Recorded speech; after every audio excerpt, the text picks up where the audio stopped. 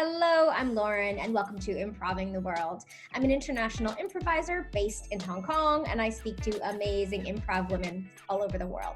Today, I speak with Heyfa Limam. She is a Tunisian improviser based in Paris, France, and we are chatting about both the Tunisian improv scene, primarily in Tunis, and then also about consent. They are mutually exclusive things, but I promise I will weave them together for you. I hope that you enjoy. Hello. How are you? Bonjour. Merci. Je vais bien. I'm well. It's okay. That's too much practice. So you are a fantastic Tunisian. I can talk. Let me try that one more time. You are a fantastic Tunisian and improviser. You're based in Paris. Yes. We're going to talk a little bit about the concept of consent, but before we get there, let's talk about improv in Tunisia. Tell me what the scene is like there.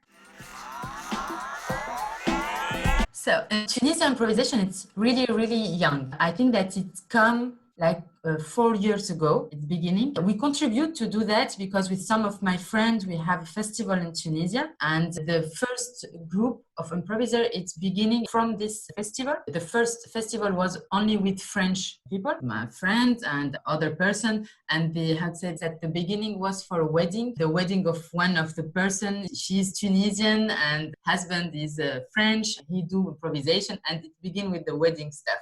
And after it is international festival. So it is only for 4 years. And we have now a group for improvisation. They are really young experienced at that young in the age, young experienced person. And the problem in Tunisia, there is no teacher in improvisation. There is classic theater teacher, but not really improvisation teacher. They try to learn improvisation from YouTube. They try to watch some scene, to take some exercise. But we also, for 3 years now, have one of our friends, an Italian improviser that lives with his family in Tunisia. He tried to take one of the group to give them some workshop. We see the difference when we have a professional person making for one of the group some lesson, and we see the other group, unfortunately, they don't have a teacher, and we see the evolution is not the same from the first year and the last year in the festival. We see the difference.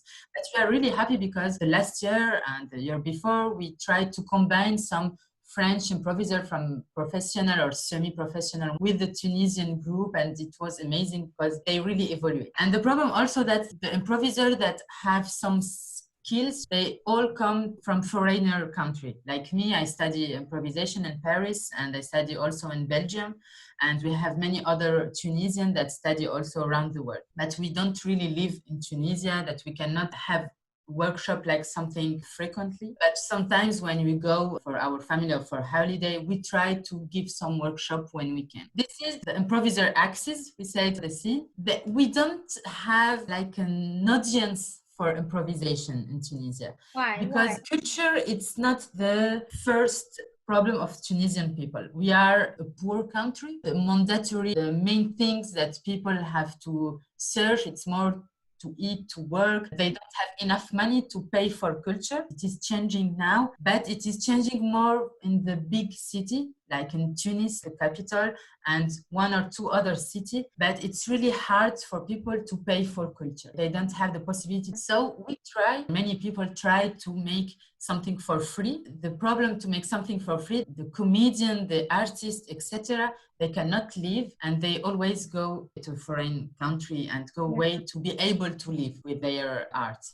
Wow. Oh my God. So much good stuff that you said. Firstly, I want to talk about, at least just mention the fact that a wedding led to an international festival, which whoever's wedding that was, good job. If we could take the beautiful and crazy things that happen at weddings and convert them into festivals, I think I'm scared because I lived in Scotland and I'm a little scared about the festivals that we might have, but that's amazing. And I really hear what you're saying about paying for culture. And to me, you're right on different levels. When people choose to pay for culture, as you put it, they are choosing how they spend their free money and they're prioritizing excess capital, right? So I'm choosing if I want to go out and eat, I'm choosing if I want to go to a show, I'm choosing if I want to travel.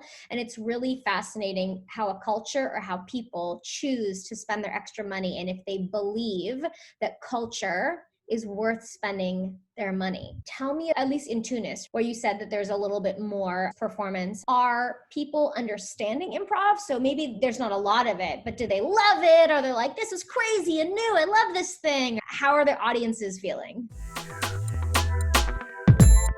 It's special because audience don't really understand the concept of improvisation. Not all of them in general. The classic theater, it's okay, but they cannot believe that it's something that we just find at the moment. As I always make this example, my father, when he see me for the first time in the scene, he say, no, he cannot believe that I don't prepare that. But it was really something good for me. It means that it's so good that he think that it's prepared. I'm okay with that. He said always, no, I don't think so. And for example, some of my friend or my family in Tunis, they said, why I pay for something not good enough than a classic theater show? Right. Why am I going to pay to watch you fuck around instead of paying for something with a plan? Yes. This is the big problem, that to try to understand that it's a performance. The audience in France, it's more indulgent. They know that it's a performance and they are enjoying when they say that, oh, the idea is coming now, even if it's not a really good one, but she finds it now. In Tunisia, they said, if I want to spend money, I will go to see somewhere that he worked for that,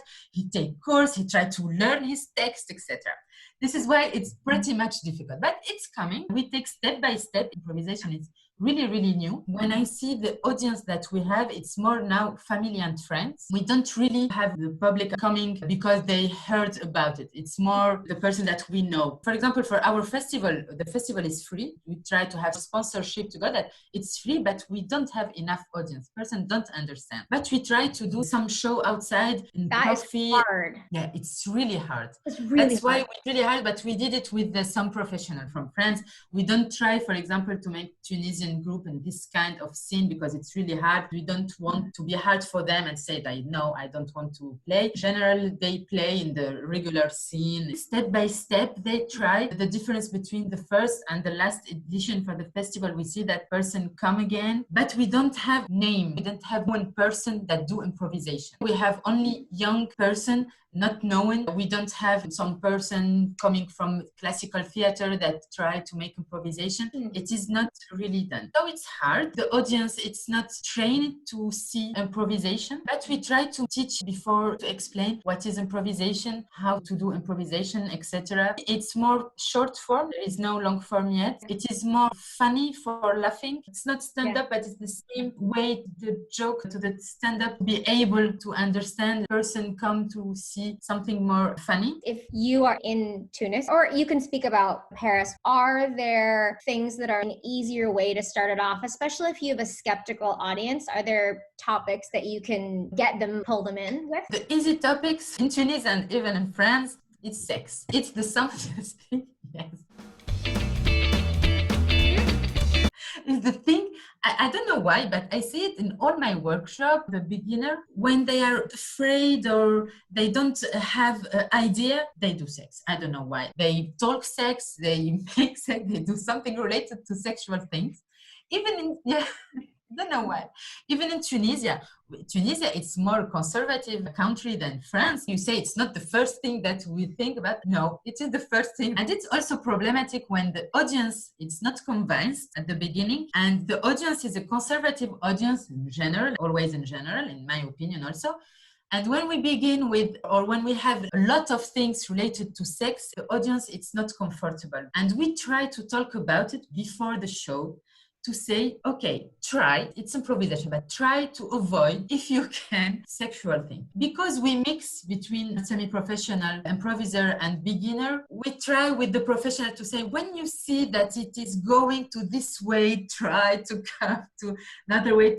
We try to have a familiar audience. It's really hard. Even in France, the same thing. I remember with my group, when we begin our first 2 or 3 shows, we always talk about sex. I said, no, it's not normal. We don't do it in workshop. Why we do it always at the show? It is the stress. When we are scared, when we are afraid, I think that we go to this way to be sure that the audience are laughing. Because the easy way to laugh is sex. The easy way to make a joke is sex.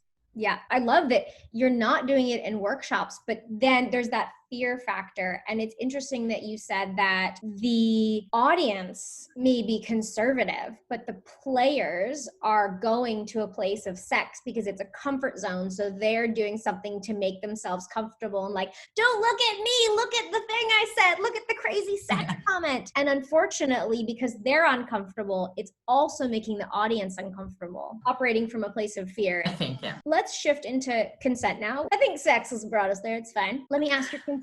Is it okay if we talk about this now? Yes. Thank you. Do you think that yes is the same thing as yes and? So this is a big topic.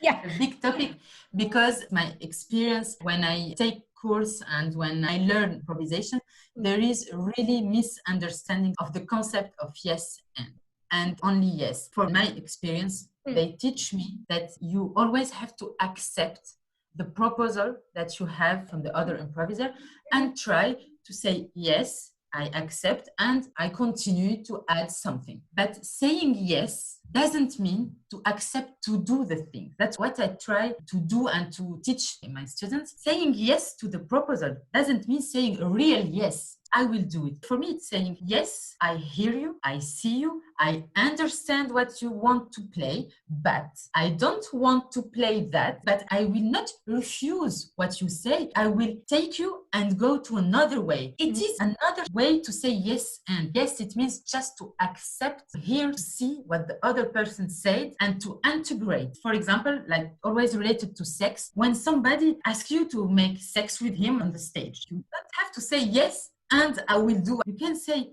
no, I'm tired. When you say, no, I'm tired now, you don't refuse. You say, I'm tired because you can justify and you go to another way. But you accept his proposal for doing sex and you say, no, and if you want. Because of the misunderstanding of the yes and, it really traumatized many persons like me when I was a young improviser. I understand that I always have to say yes and it puts me in uncomfortable positions sometimes in some show. And also, I always say, because I'm woman, I also have the education to say yes always, education to not be the person who will disturb the scene, who will disturb the other people, etc. In my experience, I see more women say yes and than men. Let's open the door of that one just a little bit more. You're saying that culture has built into people who identify as women the idea of not making waves and not disturbing. And so women in life are more yes and or more yes? Or do you mean on an improv stage, women are more yes and?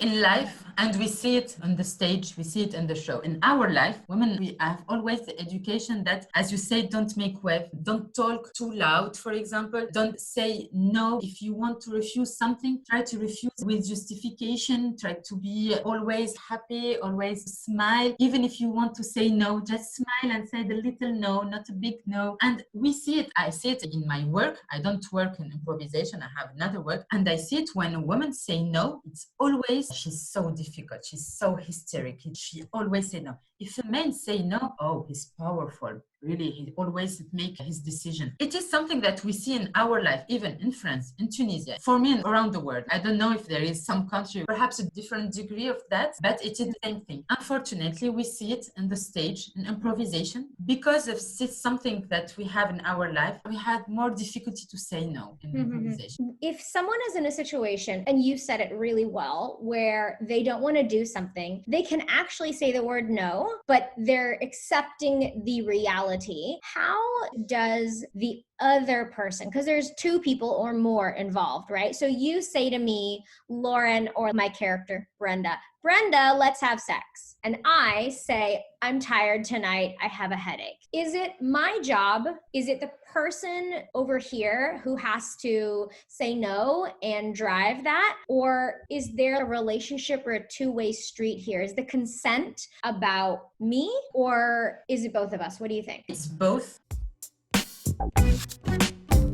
but you have also to look about your consent. Really be selfish in improvisation in this kind of topic. Be selfish. Don't accept something that you don't want to do. Like if really you think that the person don't understand your no, don't try to be polite. If it's something that you are really uncomfortable, you say no and go out the scene, out the stage. It's not a problem. In general, you are many people and always find a solution to justify why you go out. Don't worry. When you are uncomfortable, don't think if it is something you have to share, both of you. First thing to think about, go out this scene that you are uncomfortable to do. After, we'll find a solution to justify. Take a breath. You have some friends in our group. We try to make a consent together, but sometimes we play with person that we don't know.